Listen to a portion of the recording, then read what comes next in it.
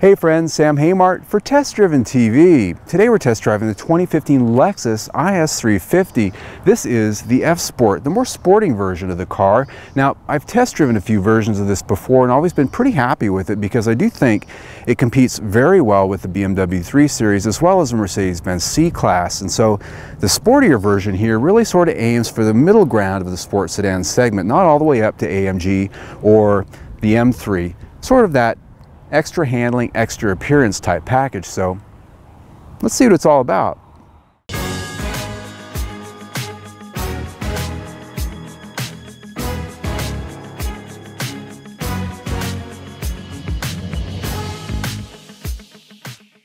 The current Lexus IS sedan has really come to define the evolution Toyota's luxury brand has made in the very soul of their products. Once kind of thought boring and bland, the Lexus we know today is sharper, bolder, and more unique. Styling on the S is so bold, in fact, it's a bit polarizing for some. The noodled LED headlamps on the F-Sport, for instance, have both their lovers and their haters. The large open-mouth grille and brake cooling inlets of the F-Sport also make a statement you simply can't ignore. One of the things I really like, though, is the way the lower rocker trim sort of twists upward into the rear tail lamps. It seems well thought out. And with the F-Sport package here are 18-inch wheels and emblems all around in a black chrome-like finish. The thing is, I'm not normally a silver car guy, but I have to admit this particular shade called Atomic Silver, along with the darkened chrome elements, really does work for me. Inside, the cabin of the IS continues to impress me in a number of ways. First is the down-to-business design and aesthetics. It's form-following function, I think. Everything is purposeful and the switchgear is top-notch. It's an office space for driving. The S-Sport package brings genuine aluminum trims, a sport steering wheel with paddle shifters, and an extra setting on the drive mode selector called Sport Plus. Think of it as having an 11 where most knobs only go from 1 to 10. The seats are more aggressive than the stock IS units and both heated and ventilated up front. They hold you nice and tight, they're power adjustable for both the driver and the passenger, and the best part is that you can sit in them all damn day without losing your love for them. Rear seat passengers have adequate room in all directions, but you'll never mistake the IS for the sprawling living room which is the larger GS or the LS. It is, however, comparable with the BMW 3 Series and the Mercedes-Benz C-Class. Trunk space is generous with an easy ingress and egress. The opening's big enough, and you can fold down the rear seats in a 60-40 split for larger items. And important to me is that a spare tire does reside below the deck, not a can of Fix-A-Flat and an air pump. In front of you is a unique TFT instrument cluster which can be infinitely customized. Of note is a movable center ring which takes its design from the LFA supercar, making room for a variety of information sets. It's a pretty cool little gadget. You know the old common thought that says you can drive 10 miles an hour over the speed limit without getting a ticket. Well, this car takes that to heart. On the speedometer here, it lights up with little caution bars when you hit that magic 10 mile over the speed limit barrier. And when you go 20 over the limit, it turns orange. And I imagine it probably turns red at 30 over, but see, I never do that, so I wouldn't know. Front and center is the only one thing that I've complained about with this car, which is the small infotainment screen in a large screen space. It just wrinkles my brain. Getting past that, though, it still remains one of the best driver interfaces and infotainment systems that I know of. Its console-mounted control pack has tactile clicks, which match your screen menus with resistance and feedback, making it way easy to use when you're driving. And the quality of the available Mark Levinson sound system, in my opinion, is well worth buying this car for, so don't forget to option it.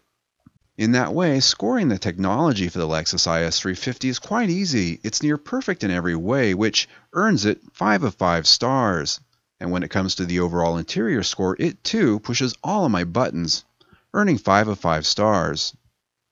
Under the hood is the Lexus Hot Rod version of the Toyota corporate 3.5-liter V6. It has both direct and port fuel injection, which gives it 306 horsepower here and 277 pound-feet of torque. And in the rear-wheel drive model IS350, it comes mated with an 8-speed automatic transmission.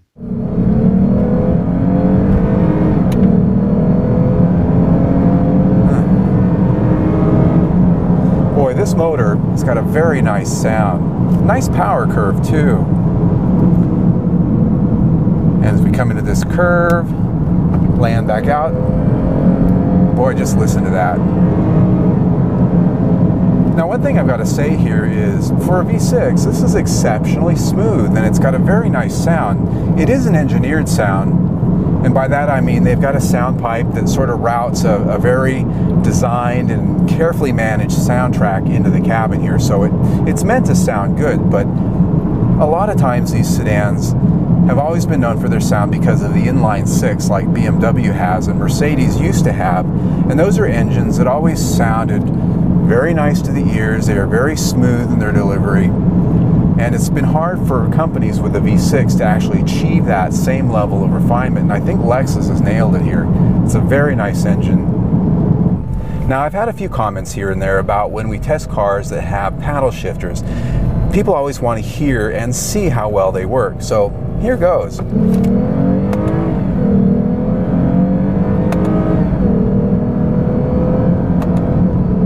And here, they work pretty good. Downshifting. Now, it'll actually step in and override if you're not doing what should be happening. In fact, if you try to downshift and that's going to throw it over the red line, it won't do it.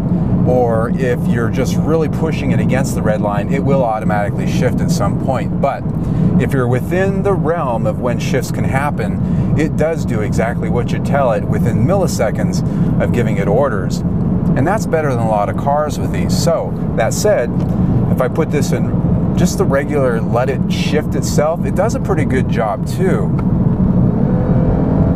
In fact, I really like how well this works.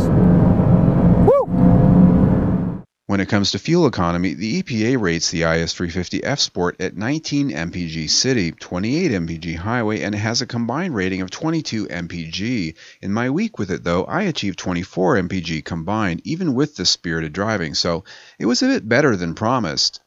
And as you saw, power is good enough to make me smile, but it can always be more, as both the German competitors here offer higher horsepower with their 6-cylinder engines.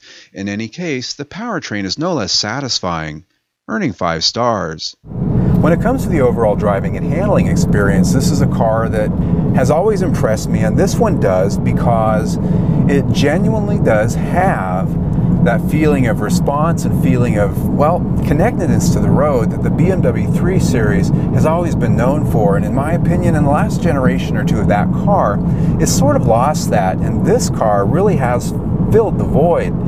But the other thing this car does, it also sort of has that solid feeling and quietness that the Mercedes has always been known for. It really threads the needle right between the two, and in some cases exceeds what they do best, and that really is speaking towards the BMW 3 Series, and that's because this has steering that's well weighted, it feels good, there's a lot of feedback. I can feel the road surface right now through this steering wheel, and that's not only how the steering's engineered, but it has to do with the chassis as well. Now, this does have the sport modes down here, and because of that on the F Sport, it's adjustable. So when you dial it up to Sport, Sport Plus, you actually get a completely different feel to this car. The suspension gets stiffer, as does the steering. And so that's a dynamic system that really does give you some varied drive modes, where some of them, you can barely tell the difference.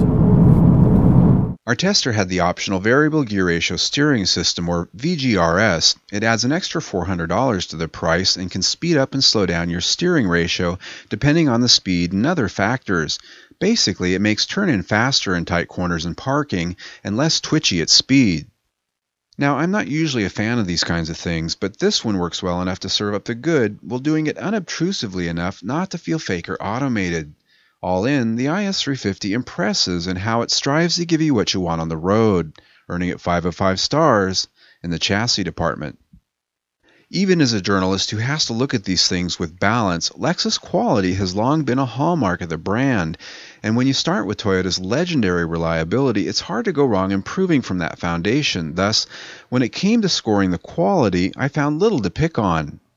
Body panels and interior trims fit together well. There are no squeaks and rattles. The doors do lack the solid thunk you might want, but still sound a price grade up from most. So this week, the IS350 earns 5 of 5 stars in quality feel. When it comes to safety, we don't have all the information here that's available on most cars. Unfortunately, the IIHS hasn't yet put it through their full battery of testing, but it did score with good ratings on what they did do, which is the moderate overlap and the side impact crashes. Well, summing it up for the Lexus IS 350 F Sport, could you tell that I liked it? It's pretty obvious, wasn't it?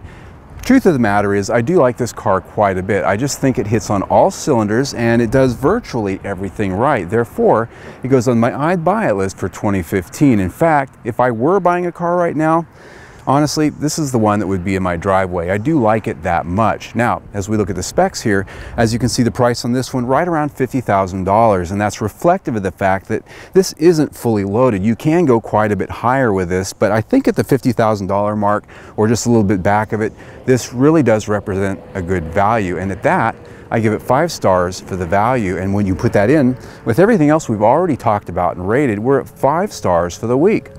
Pretty good. So if you've ever wondered what Sam thinks is a 5-star car, that's it right there. I'm Sam Haymart for Test Driven TV.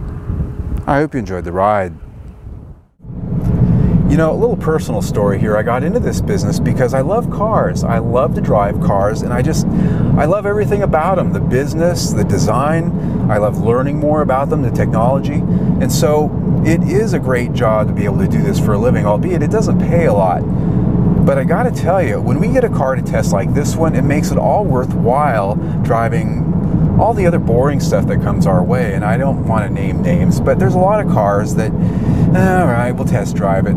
This is a car that not only did I look forward to when it was coming, but it paid off, man. As you saw, it made it to the I Buy list. It's because it's a great car. This is a car that you buy because you want a good car, not just because you like the Lexus brand or you want to be seen in it. This is a car for people that really like to drive. So just food for thought.